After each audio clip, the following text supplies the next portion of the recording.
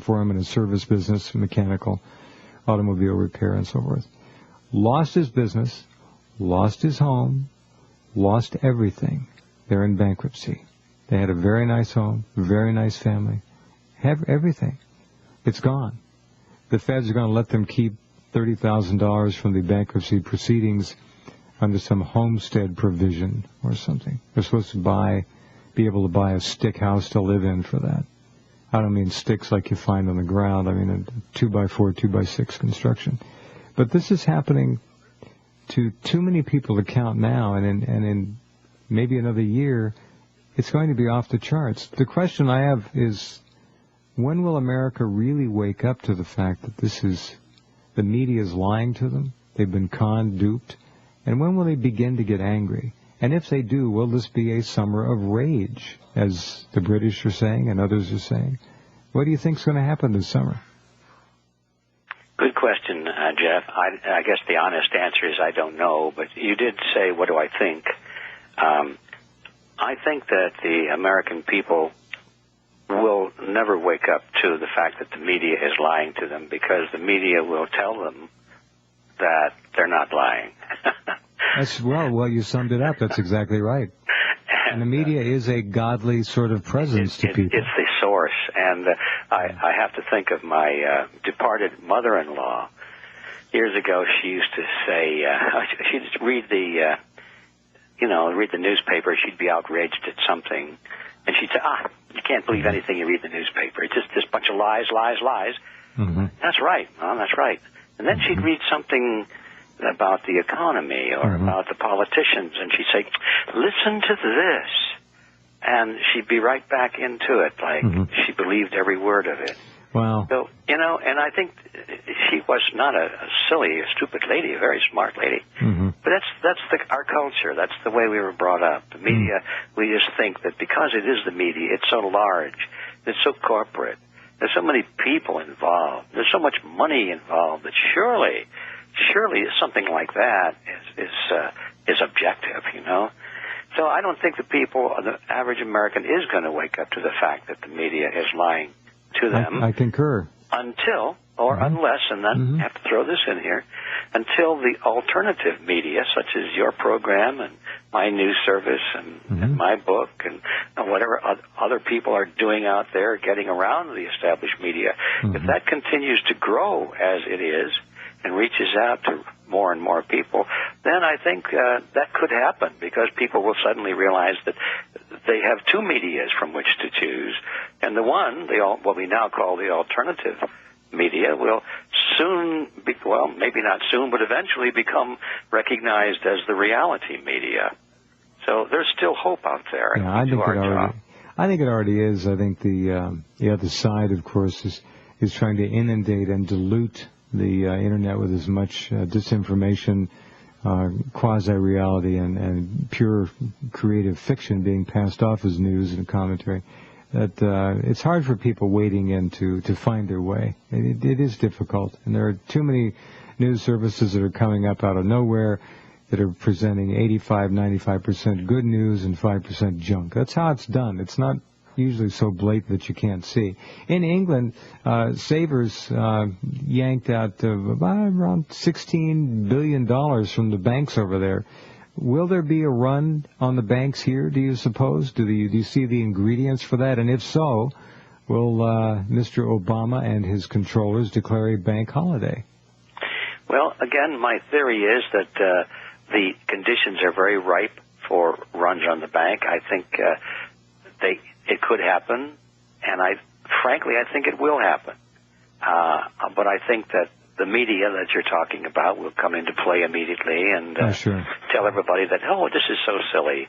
And because they have plenty of money, and in fact they will, because they'll just print the stuff, whatever they need.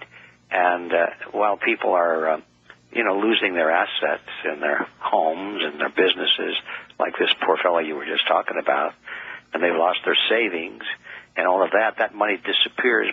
At the same time, at the government level and the Federal Reserve level, they're just creating more money to replace every bit of that. The only trouble is that the way they pump that into the society is not at the same point at which the money goes out. You might look at the economy as like a bucket of water, and they're pouring water in at the top. At the same time, there are holes in the bottom, and it's falling out. Are there ever? Yeah. It's like a river, and the holes are getting bigger. But notice that it's going out at the bottom and coming in at the top. And what I'm trying to say with that is that the middle class primarily that's where the people are who are losing the money. But where the money is coming into the bucket or into society is at the top of the bucket, or those who have political influence, those who have great friends in Washington, the banks and the large corporations and the investment houses and so forth. So while the money supply is perhaps not shrinking as you might expect because of all the money that's disappearing, at the same time being replaced by new money at the top, at the same time, there's another issue other than the quantity of the water, but the distribution of the water or the distribution of the money. So the middle class is losing it, and the politically favored class is getting it, and the result is that we're seeing a great redistribution of wealth. And the gap between those who have and those who have not is growing wider. And it's permanent. It could well be permanent, yes. I don't see any impetus to reverse it. You're quite right. Pulling back to a slightly larger perspective, how do you see Europe and their troubles over there? England and its problems. Ireland is potentially going bankrupt as well. They may use that to try to force the Irish to vote the EU in. But looking at it from a Western Europe and American perspective, where are we going with this in the next 6 to 12 months? A lot of people say that, who was it that said Soros? There's no bottom in sight? None? You can answer that just a minute, Ed, if you want. Yeah, you betcha. George Soros said there's no bottom in sight for this. None. It's going all the way down. So we will see. Back in a minute with G. Edward Griffin, the brilliant author of The Creature from Jekyll Island.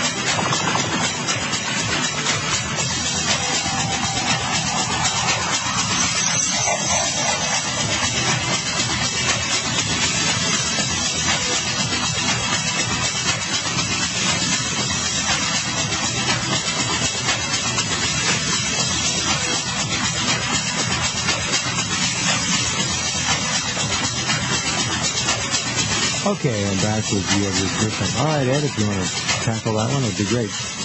Well, yes, I was getting carried away there with the rhythms in your intro music. Very powerful stuff. Good music, yes. It is. But anyway, to the discussion point, which is what about the differences perhaps between what's happening in Europe and what's happening here, and where is it all headed? Well, I don't think there's any substantive difference between what's going on in Europe and what's going on in America, except from where I sit, it looks to me like maybe Europe might even have a bigger problem than we do. It's hard to imagine that, but I understand from the numbers I've seen that the banks in Europe have actually expanded the money supply at a higher ratio than in the United States. Hard to believe, but anyway, if those numbers are correct, then we know that there's a greater contraction that is due in Europe than there is here. Right, I agree. But whether that is the correct analysis or not, we know that basically what's going on is the same thing. It's just the bubble is bursting, and the chickens are coming home to roost, so to speak, and all of this false prosperity is disappearing. And And of course, you asked me where's it all headed. I know where I'd like to see it head, but where I'd like to see it head is where the American people and their elected representatives would come up and say, boy, we sure made a mistake. We don't want to do that again. Let's make some corrections. Let's pay the price. Let's get rid of this terrible